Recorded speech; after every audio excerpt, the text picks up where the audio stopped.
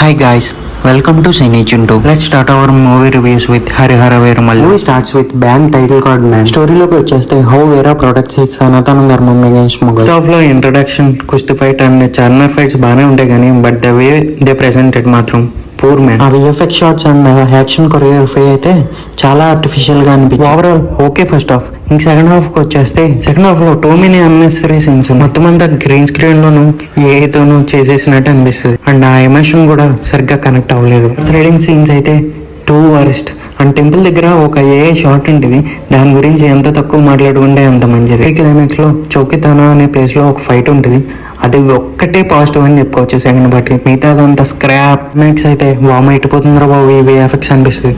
Overall ఈ మూవీని అయితే ఎంత వరస్ట్ గా అయితే ప్రెజెంట్ చేయాలనుకున్నారో అంతకంటే వరస్ట్ గానే ప్రెజెంట్ చేశారు.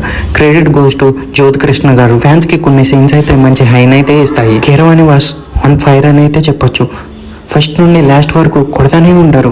కమింగ్ టు ప్రొడక్షన్ క్వాలిటీ, అసలు ఒక్క చోట కూడా విఎఫ్ఎక్స్ చాలా ఇంప్రెసివ్గా చేశారు రా అన్న ఫీల్ ఎక్కడా రాలేదు. 17th సెంచరీలో జరిగే స్టోరీ బట్ ఎక్కడ ఆ పీరియడ్లో తీశారు అన్నట్టే లేదు. క్యాన్వాస్ లేదు. One and only good was PSPK's performance. మిగతాదంతా తేల్చేశారు అంతే. So finally disappointing movie. That's it. Drop your views on Harihara Veeramallu in comment box. For more reviews, stay tuned to Cine Chintu.